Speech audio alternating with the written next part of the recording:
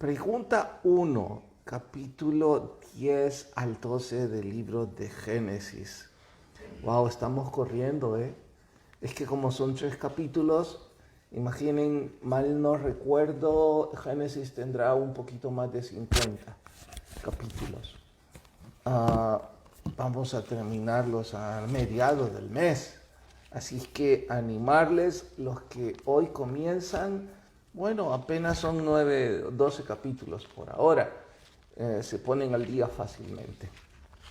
Bien, primer dictador en la historia, características y las 2 ciudades más conocidas que edificó. Ese primer dictador es Nimrod y la Biblia lo describe como un hombre valiente y vigoroso, cazador. Sumado a eso, las 2 ciudades más conocidas que edificó, porque obviamente edificó más, pero de las que más se conoce en la historia, y para intentar tener puntos de referencia, está Babel, desde luego, y Asiria. Estas 2 ciudades gritan por sí solas los orígenes de Nimrod, su rebelión y otras cosas que nosotros conocemos por la historia bíblica. Luego, ¿por qué decidieron edificar una torre? Este es punto de honor en nuestro estudio de hoy. Decidieron edificar una torre simple y sencillamente porque no creyeron que Dios iba a cumplir. Dios les dijo que nunca más iba a destruir la tierra con diluvio y dijo que iba a colocar una señal en el horizonte, pero ellos pensaron que Dios no cumpliría su palabra y que lo mejor que podían hacer era resguardarse por sí solos, construir una torre tan alta que si Dios decidía enviar agua una vez más o se retractaba de su promesa, bueno, ellos iban a salvaguardarse. Así es que absolutamente hay rebelión, incredulidad, y dije que es punto de honor porque nosotros debemos llevar esta lección a nuestra vida espiritual. Incredulidad redunda con el correr del tiempo en rebelión. Cuando nosotros no creemos a Dios, no vamos a confiar en Dios. Y al no confiar, haremos nuestros propios planes y nos rebelaremos. Así es que debo desafiarme y desafiarles. Si ustedes piensan que Dios ya les dijo que hagan algo, ¿por qué no creerle? Sumado las cosas que ya están en la Biblia, que Dios las dice, ¿por qué no creerle? ¿Acaso Él nos ha fallado o nos ha mentido? Cuando nosotros no confiamos en Dios e intentamos salvaguardarnos, consecuentemente nos estamos rebelando. Y ahí viene la secuela de error tras error, o debo mejor decir, pecado tras pecado. Es probable que lo que usted está ahora dudando si el Señor se lo dijo a su carne, sea algo pero tan definitivo en su vida y que usted quiera tener una idea, bueno, ¿lo hago o no lo hago? Este es el punto. Si el Señor le ha puesto eso en su corazón, también le va a dar la capacitación para hacerlo. Yo no concibo que Dios nos pida cosas y no nos dé los recursos para conseguirlas. No creo que ese sea nuestro Dios. La Biblia lo describe como un Dios justo y amoroso. Si está pidiendo que hagamos algo, seguramente nos va a dar el recurso, nos va a dar la fortaleza y nos va a dar la guía. Creo que todo es asunto de fe. Por ello, cuidado con esta lección. Bien, siguiente. Nombre de la esposa de Abraham, y cite dos características de ella. Sarai, estéril, y además de eso, increíblemente hermosa. Y digo increíblemente porque ya leímos que en cuanto entró a Egipto, atrajo al mismo faraón. Eso significa que la belleza física de esta mujer sobrepasaba a todo Egipto significativamente. Vaya carga de Abraham, ¿eh? Padre y sobrino de Abraham, Taré fue el papá y Lot su sobrino. Promesa de Dios a Abraham. Esto también es la promesa para Israel, ¿eh? Haré de ti una gran nación y bendeciré y engrandeceré tu nombre y serás bendición. Y lo que debemos recordar, bendeciré a los que te bendijeren y maldeciré a los que te maldijeren. Esa es la promesa de Dios a Abraham. Aquellos pueblos que maldicen a Israel se están maldiciendo a sí mismos. Aquí está desde el Génesis la promesa hacia Abraham y a su descendencia. ¿Por qué Abraham edificaba altares? Era un sentimiento de gratitud, pero lo que quiero recalcar es más bien el altar. Ya antes expliqué que era una especie de montículo en donde acumulaban piedras y que esto simulaba una posición alta para adorar al Señor. ¿Por qué Abraham lo hacía? Pues porque estaba agradecido con Dios. De igual forma, todos aquellos que hoy día tenemos gratitud por cómo Dios es para con nosotros, vamos a levantar altares. Hoy no se trata de montículos de piedra, hoy se trata de sacrificios vivos, sacrificios de alabanza, sacrificios de nuestra carne. Ya estudiábamos eso el domingo. Eso es un altar para nuestro Señor. ¿Por qué Dios envió a Abraham a una tierra que sería atormentada por la hambruna? Encuentro repetidas veces en la Biblia momentos en donde no explica, pero sí hay uno en el que explica. Dice en el Pentateuco que Dios decidió dejar algunas de las naciones forjadas o formadas por filisteos cerca de los que conquistaron la tierra prometida para tenerlos a prueba, para que no le dieran la espalda a Dios y no se creyeran que era por sus propios méritos. Entonces, esto es una forma de decir, creo, que Dios permite en nuestras vidas algunos momentos difíciles para entrenarnos, para fortalecernos y acrecentar nuestra fe. De ahí que envió a Abraham a una tierra distinta a la que lo llamó, porque había hambruna. Pero la pregunta era si Abraham iba a seguir confiando en el Señor y si iba a hacer las cosas como Dios dijo. De hecho, los que sigan con el estudio recordarán esto. Vamos a descubrir, si no mañana, pasado mañana, que Abraham falló. Y digo falló, no, si ahora mismo falló porque mintió. O sea, él no estaba confiando en Dios, estaba confiando en, no sé en qué, porque ¿cuál era el pensamiento de Abraham? Bueno, se fijarán en ella, pero no abusarán de ella. Quizás ese era el pensamiento. O el pensamiento de Abraham fue, se fijarán en ella y la tomarán y preferimos que la tomen y no que nos maten. ¡Qué tontería! Así que salió mal librado y era parte obviamente de su entrenamiento. Hizo mal, era la pregunta que seguía y con eso terminamos. Hay una pregunta en internet. Sí. José Humberto Ramírez Larín dice, ¿qué significado espiritual tiene el altar para nuestro tiempo? Creo, hermano Humberto, creo que ya lo expliqué, pero lo repito. El significado espiritual que podemos aplicar es que nosotros debemos levantar altares en nuestra vida.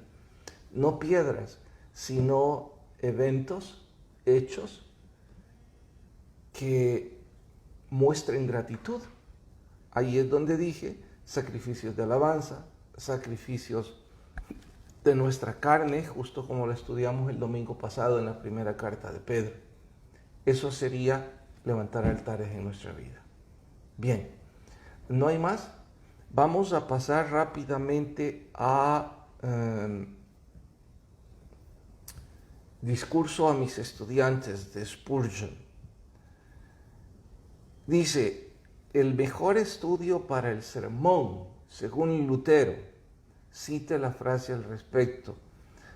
Lutero dijo, haber orado bien es haber estudiado bien. La idea es, si usted pasa más tiempo orando que preparando el sermón, bien estaría. Orando por ese sermón. Sé que algunos me dirán, hombre, no podría yo orar tanto tiempo por el sermón. Paso 3 horas estudiando y ahora sugiere 3 horas orando. No, solo está diciendo que nunca ni en broma subestimemos el poder de la oración al momento de preparar el sermón. Y que si nos lleva más tiempo orar preparándolo que preparando lo mismo el sermón, bastante bien sería. En resumen, está dando preponderancia a la oración. ¿Qué quiso decir con la frase, dejad que la palabra examine los corazones sin el aumento de vuestras palabras ofensivas? Ahora Spurgeon está recomendando que nosotros como predicadores haríamos mal en volvernos groseros para tratar de instruir al rebaño y decir 2 o 3 cosas que salen más bien del corazón paternalista de un predicador que del corazón evangelista de un predicador o del corazón de un pastor, sino que nos volvemos como papás tratando de martillar y en ese intento podemos decir cosas ofensivas. Él está diciendo, quitemos eso de nuestros púlpitos, porque no es necesario. El Espíritu Santo no necesita nuestros arrebatos para golpear a las personas, porque su palabra es poder por sí sola. Usar la palabra va a golpear y va a traer el impacto que se requiere traiga. Sé como predicador que de vez en cuando nos llenamos de pasión al saber o ver algo y al momento de predicar nuestra vista se enfoca en eso y nuestros sentimientos afloran. Bueno, es un error.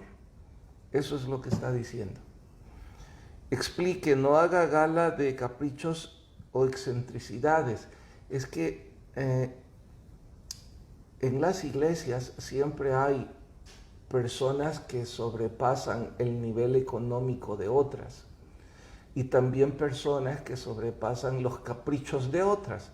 Según el libro, regularmente los caprichosos son personas con dinero. Sin embargo, yo diré que las personas caprichosas son de distintas características. Por supuesto que algunas veces las personas con dinero tienen excentricidades por su dinero, pero yo extendería esto en decir que también a veces los músicos tienen excentricidades por su arte, como también extendería esto en decir que los diseñadores gráficos tienen sus excentricidades también por ello.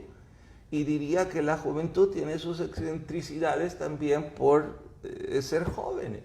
Entonces, el resumen, el punto es, bueno, dejémosles en sus caprichos. No les prestemos atención ni a sus extravagancias y que ellos sigan dando vuelta a sus propios caprichos. Considerad bien en qué pecados se encuentran en mayor número.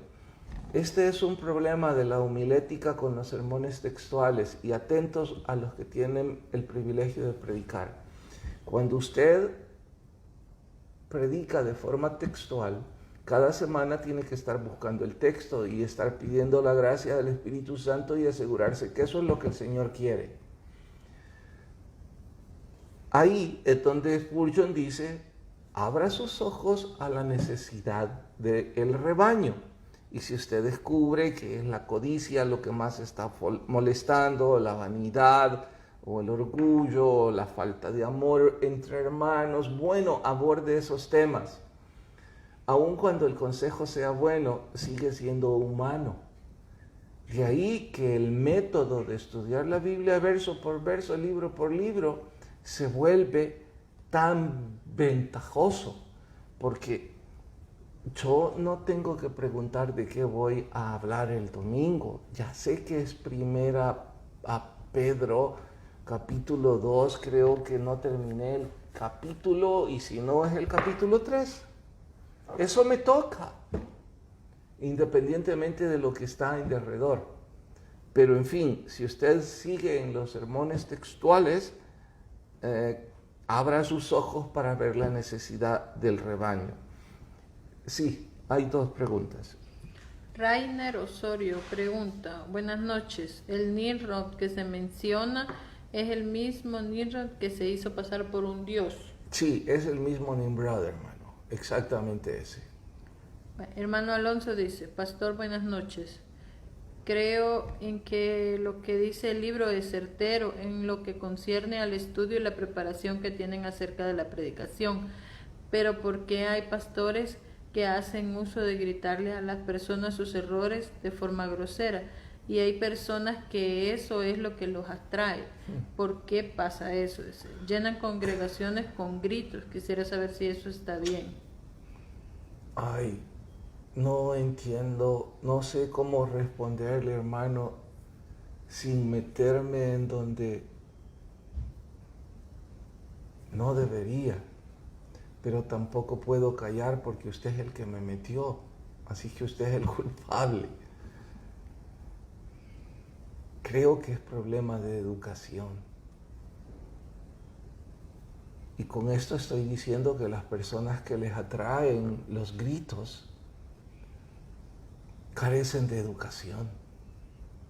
Porque estoy seguro que una persona educada, si se le grita, se va a ofender y va a decir, pudo haberme dicho lo mismo en otro tono. Pero voy a demostrarle la falta de educación en este país. Usted quiere volverse popular en redes sociales, usted quiere volverse influencer en redes sociales, tome temas controversiales y empiece a decirle groserías a otros. Póngales sobrenombres. Diga cosas feas de otros. Le puedo asegurar que en cuestión de una semana o dos usted tiene muchos seguidores. Porque la falta de educación de este país disfruta esas cosas. Yo no encuentro un pasaje en la Biblia en donde nuestro Señor sus enseñanzas haya gritado. Lo que encuentro es que nuestro Señor en una de esas veces tomó un látigo y mostró su ira. Fue en una sola ocasión y con justificación obvia. Pero todos sus demás seguidores lo que hacían era instruir la palabra. Y yo sé que usted tiene razón porque, mire, he encontrado personas antes cuando enseñaba en el seminario que decían, qué buena estuvo la clase, no la mía, sino la de otro que gritaba. Y decían, esta expresión que de hecho pido disculpas para usarla porque ni en broma la ocuparía en mi espacio, dicen, me peló la cara. Y hoy fue buena porque me peló la cara. Para mí eso es falta de educación. No tiene que ver con falta de unción o algo parecido. Y es falta de educación de ambos extremos, del emisor y del receptor. Ahora, ¿quién es más culpable? ¿El que grita o el que acepta el grito? Y si finalmente, aquí es donde yo pido disculpas a los que gritan y a los que aceptan los gritos. Oigan, hermanos, si finalmente el Espíritu Santo les habla a través de un método como ese, ¿yo quién soy para criticarlo? Siga oyendo gritos. Porque lo más seguro es que quizás, si no oye gritos, no va a querer escuchar. Me quedan otros minutos, les quiero contar una experiencia. Fuimos a predicar en una conferencia en un pueblito en México, mi hijo y yo, y nosotros pasamos como en el 5.º lugar de los que predicaban. Los primeros 4, esos sí gritaban, y esos se paseaban por todo el púlpito. Oigan, gritos, pero gritos. Y cuando las personas que estaban ahí escuchaban, ellos gritaban, ¡ay, gloria a Dios! Y Talo y yo nos volvíamos a ver y decíamos, sí que vamos a caerle mal a toda la gente aquí. Hasta se nos ocurrió e hicimos la broma, hey, probemos a ver si nos sale algún grito. Digo la broma porque ambos sabíamos que debíamos mantenernos fieles a lo que el Señor nos ha llamado. Bueno, bendito Dios, esa vez su Espíritu Santo quiso utilizarnos a pesar de que no alzamos la voz, creo yo, porque igual las personas gritaron gloria a Dios, aleluya, y mostraban su complacencia. Y no gritamos una tan sola vez. Pero en fin, ese asunto de finalmente el que escucha, si eso no le gusta, pues debe escuchar a alguien que no grita. Pero si así usted recibe del Señor, bueno, Dios lo guíe. Y disculpas a los que gritan. Yo no quise en ningún momento decir que el Señor no les usa. Bueno, había otra. Comida frugal. Comida frugal es poco nutritiva, sin valor. Está diciendo Spurgeon que algunos, su sermón es frugal, no alimenta, no edifica. Inoculados, que contamina. El término se ocupa especialmente cuando una inoculación es algo así como poner un virus en el cuerpo de alguien a propósito. Entonces, o colocar una bacteria. Igual sería espiritualmente, que cuando no se predica la palabra del Señor con pureza, se está inoculando a las personas. Ya hemos dicho antes que el español de Spurgeon está por encima de todos. Finalmente, castillo de los cobardes. Llama a Spurgeon castillo de los cobardes al púlpito. Pero ¿a cuál púlpito? Aquellos que se suben para decir sus problemas personales y agredir a otros porque no tienen el valor de írselos a decir debajo del púlpito. O aquellos que cobardemente sacan a luz un pecado porque no tienen el valor de írselo a decir a la persona que está pecando. A eso le llama castillo de cobardes. Y ese es el problema de los sermones textuales. Ahí tienen que, si les tocara hablar mañana del chisme y tuvieron un problema de chisme, van a creer que por eso lo sacaron. Pero si la primera carta a Pedro habla del chisme, pues usted tiene libertad de hablarlo con gritos si así quiere. Bueno, el tiempo se nos fue. Gracias por acompañarnos. Pasen feliz año. El domingo les vemos ya en la iglesia. Mañana en Icon. Y el que tenga oídos, oiga lo que el Espíritu enseña a la iglesia. Buenas noches.